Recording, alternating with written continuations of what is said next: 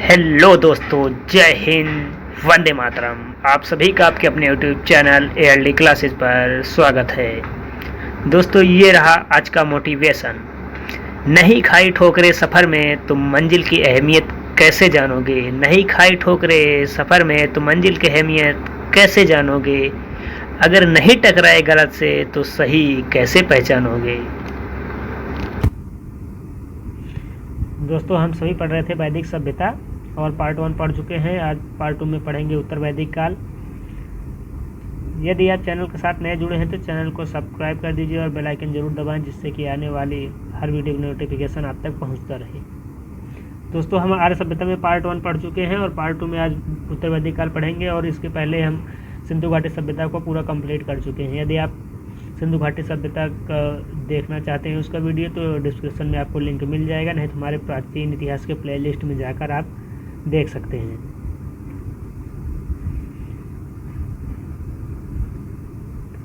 दोस्तों, आर्य सभ्यता में हम देख रहे थे, इसमें जाति व्यवस्था जो थी वह कर्म के आधार पर थी। पर्दा प्रथा, छुआछूत और बाल विवाह इसमें नहीं था।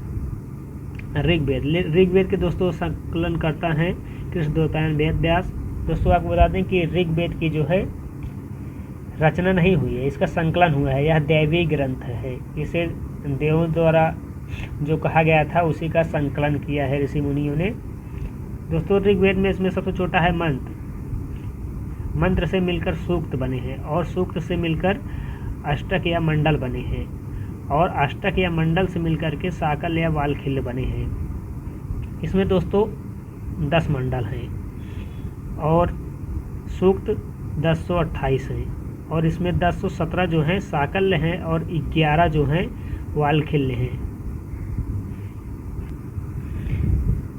इसमें सब 1.5 लाख शब्द हैं। दोस्तों, ऋग्वेद में 1.5 लाख शब्द हैं और ऋग्वेद को दोस्तों पढ़ने वाला होत्र या होता कहलाता है। और दोस्तों, ऋग्वेद के तीसरे मंडल में गायत्री मंत्र का उल्लेख मिलता है, जो कि सूर्य देवता को समर्पित है। और गायत्री मंत्र की रचना दोस्तों विश्वामित्र द्वारा लिखा गया है। और दोस्तों, चौथे मंडल में कृषि के बारे में बताया गया है। 7वें मंडल में दोस्तों दशराज युद्ध के बारे में बताया गया है और दशराज युद्ध का वर्णन 7वें मंडल में मिलेगा आपको। और 7वां मंडल दोस्तों ऋषि वशिष्ठ द्वारा लिखी गया है। दशराज युद्ध में दोस्तों राजा सुदास और 10 कबीलों के बीच हुआ था और राजा सुदास विजयी हुए थे। दशराज युद्ध जो है रावी या परशुड़ी नदी के तट पर लड़ा गया था। दोस्तों, 8वें मंडल में हस्तलिखित रचनाओं के बारे में वर्णन मिलता है, जिसे खिल कहा जाता था। और 9वें मंडल में दोस्तों 9वां मंडल जो है वह सोम देवता को समर्पित है।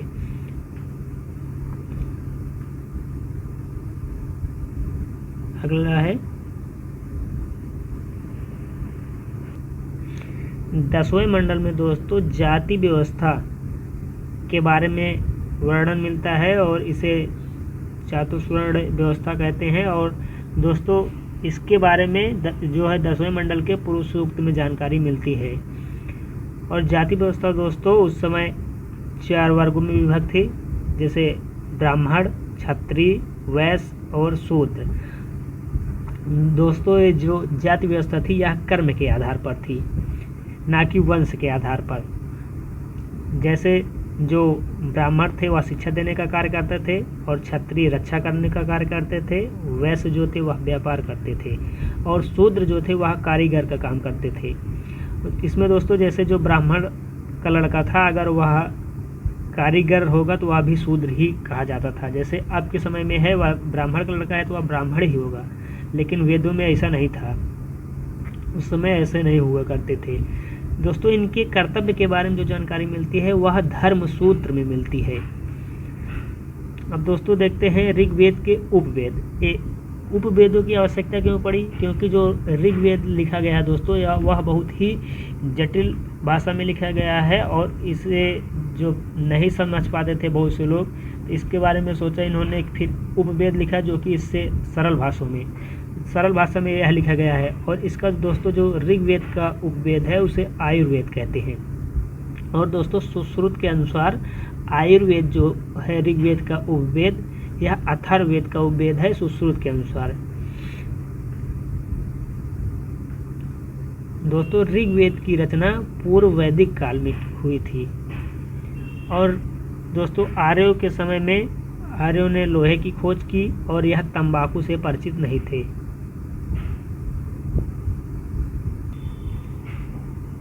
अगला दोस्तों उत्तर वैदिक काल, इसका समय जो है 1000 बीसी से 600 बीसी के बीच माना जाता है। उत्तर वैदिक काल में दोस्तों वेद त्रय की रचना की गई। अब वेद त्रय में कौन कौन से वेद आते हैं? ऋग्वेद, सामवेद और यजुर्वेद, तीनों वेद हैं जो है वेद त्रय हैं। इसमें दोस्तों अथर्ववेद को शामिल नहीं किया गया है क्योंकि इसकी रचना बाद में हुई थी। आइए देखते हैं कि वेद के बारे में हम डिटेल से पढ़ेंगे। ऋग्वेद के बारे में हम पढ़ चुके हैं और सामवेद, यजुर्वेद और अथर्ववेद के बारे में भी पढ़ लेते हैं।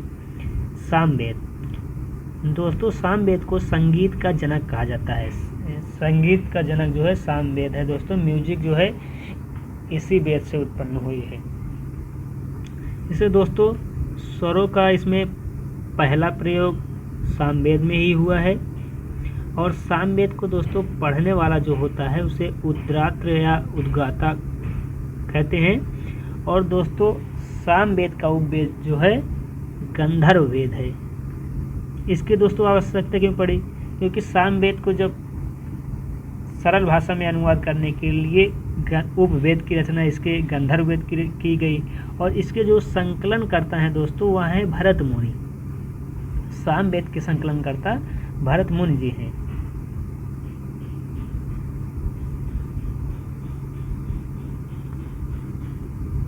अगला है दोस्तों यजुर्वेद। यजुर्वेद में दोस्तों यज्ञ कर्म कांड से संबंधित अनुष्ठान मिलते हैं। दोस्तों यजुर्वेद जो है वह गद्य और पद्य दोनों में है और जो चीज़ें दोस्तों गद्य और पद्य दोनों में लिखी होती हैं उसे चंपू काव्य कहा जाता है। जो चीज़ें गद्य पद्य दोनों में लिखी होती हैं उसे चंपू काव्य कहा जाता है दोस्तों। और दोस्तों यजुर्वेद को पढ़ने वाले को अध्वर्य कहते हैं। इसका दोस्तों जो यजुर्वेद का उपवेद है वह है धनुर्वेद।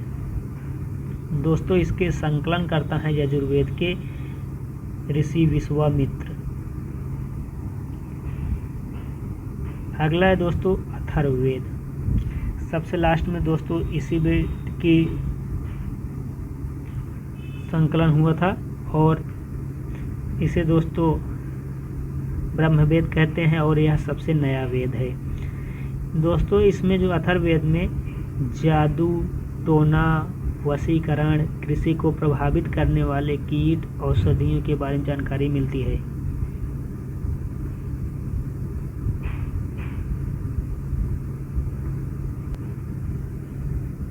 दोस्तों इसका समय आते आते यहाँ पर कन्या जन्म की निंदा होने लगी और दोस्तों इसको पढ़ने वाला ब्रह्मा कहलाए। इसका दोस्तों जो उपवेद है अथर्ववेद का वह है शिल्प वेद और दोस्तों इसके संकलन करता है ऋषि विश्वामित्र जी। अगला दोस्तों ब्राह्मण ग्रंथ।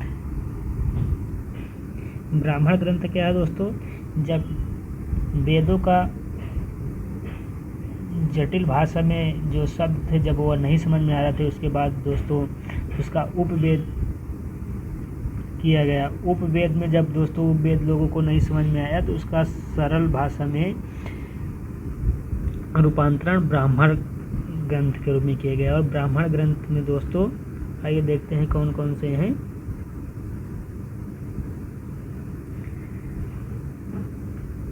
वेदों का सरल भाषा में रूपांतरण ब्राह्मण ग्रंथ। इसे दोस्तों ब्राह्मण ग्रंथ को वेदों की टीका भी कहा जाता है। ब्राह्मण ग्रंथ को वेदों की टीका भी कहा जाता है दोस्तों। ऋग्वेद का जो ब्राह्मण ग्रंथ है वह है ऐतरेय संख्यायन या जिसे कौशितकी भी कहते हैं। और दोस्तों सामवेद का जो ब्राह्मण ग्रंथ है वह है पंचवीस, षड्वीस या जैमिनी। दोस्तों यजुर्वेद का जो ब्राह्मण ग्रंथ है, यजुर्वेद को दो भागों में बांटा गया, कृष्ण शाखा और इसकी शुक्ल शाखा। यजुर्वेद की कृष्ण शाखा जो है इसका ब्राह्मण ग्रंथ है तैतरेय ब्राह्मण ग्रंथ, और जो शुक्ल शाखा है इसका जो ब्राह्मण ग्रंथ है दोस्तों वह है शतपथ ब्राह्मण ग्रंथ।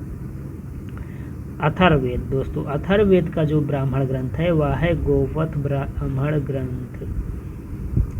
अथर्ववेद का दोस्तों जो ब्राह्मण ग्रंथ है वह है गोपथ ब्राह्मण ग्रंथ। देखते हैं दोस्तों वेदांग क्या है। वेदांगों की संख्या जो है वह है 6। कौन कौन से हैं दोस्तों? शिक्षा, कल्प, निरुक्त, छंद, ज्योतिष, व्याकरण। शिक्षा, कल्प, निरुक्त, छंद, ज्योतिष, व्याकरण। व्याकरण क्या है दोस्तों? व्याकरण को जो जानने वाला है उसे व्याकरण कहते हैं। और दोस्तों व्याकरण के जो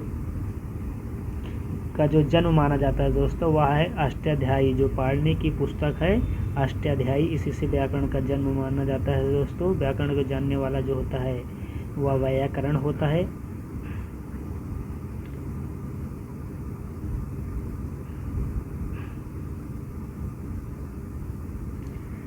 अगला दोस्तों देखते हैं ग्रंथ है रामायण। दोस्तों रामायण के रचयिता हैं संस्कृत में जो रामायण के हैं महर्षि वाल्मीकि जी ने रामायण की रचना की है। और दोस्तों अवधी भाषा में गोस्वामी तुलसीदास ने श्री रामचरितमानस की रचना की है, जिसमें 7 कांड हैं। पहला है बाल कांड, फिर अयोध्या कांड, उसके बाद है अरण्य कांड, उसके बाद दोस्तों किष्किंधा कांड, और फिर सुंदर कांड, लंका कांड, उसके बाद उत्तर कांड। इसमें दोस्तों सबसे बड़ा कांड जो है वह है वाल कांड, और सबसे छोटा जो है वह है किष्किंधा कांड। दोस्तों रामायण का आप देखेंगे अलग अलग भाषाओं में किसने अनुवाद किया है। जैसे अवधी में गोस्वामी तुलसीदास जी ने किया है, और तमिल भाषा में दोस्तों रामायण का अनुवाद कम्मन ने किया है, और फारसी भाषा में बदायूनी ने किया है, और बांग्ला भाषा में दोस्तों रामायण का अनुवाद कृतवास ने किया है, और दोस्तों अंग्रेजी भाषा में रामायण का अनुवाद R.T.H. ग्रिफिथ ने किया था। बाल रामायण दोस्तों भगवती ने लिखा है। दोस्तों देखते हैं महाभारत। महाभारत को दोस्तों जय संहिता के नाम से भी जाना जाता है। आपको यहाँ मिसप्रिंट हुआ है, और आपको बता दें कि महाभारत को जय संहिता के नाम से जाना जाता है। दोस्तों पुराणों की संख्या जो है वह है 18। सबसे पुराना पुराण जो है वह है मत्स्य पुराण, और दोस्तों मत्स्य पुराण से ही सातवाहन वंश के बारे में जानकारी मिलती है। सातवाहन वंश जिसे हम दोस्तों आगे पढ़ेंगे। और दोस्तों इसके बाद है भगवान विष्णु के 10 अवतारों की जानकारी भी मत्स्य पुराण से ही मिलती है। और कौन कौन से अवतार हैं दोस्तों? जैसे है भगवान विष्णु का मत्स्य अवतार, कूर्मा अवतार, वारा अवतार, नृसिंह अवतार, वामना अवतार, श्री रामचंद्र अवतार, कृष्ण अवतार, परशुराम अवतार, बुद्ध अवतार, और जो इनका दोस्तों आखिरी अवतार होगा कलयुग में वह है कल्कि। कहते हैं कि घोड़े पर सवार होके आएंगे कल्कि अवतार में भगवान विष्णु कलयुग के अंत में।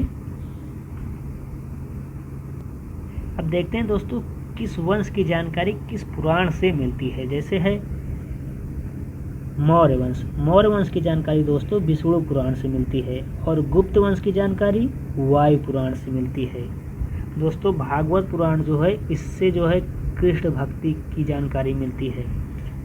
अब देखते हैं दोस्तों अगला ग्रंथ है जैसे जलोपनिषद। जलोपनिषद में दोस्तों 4 आश्रम बताए गए हैं, और 4 आश्रम कौन कौन से हैं? पहला है ब्रह्मचर्य आश्रम, जो दोस्तों 0 से 25 वर्ष की आयु तक होता है। उसके बाद दोस्तों गृहस्थ आश्रम जो 25 से 50 वर्ष के लिए होता है। उसके बाद दोस्तों वानप्रस्थ आश्रम, आदमी के जब 50 से लेकर 75 वर्ष की आयु के बीच में वानप्रस्थ आश्रम होता है। उसके बाद दोस्तों चौथा है संन्यास आश्रम, जो 75 से 100 वर्ष की आयु के बीच में होता है। अगला दोस्तों नोट देखेंगे, पुराणों के जो रचयिता हैं वह है महर्षि लोमहर्ष, और उनके पुत्र उग्रसर्वा ने दोस्तों पुराणों की रचना की है।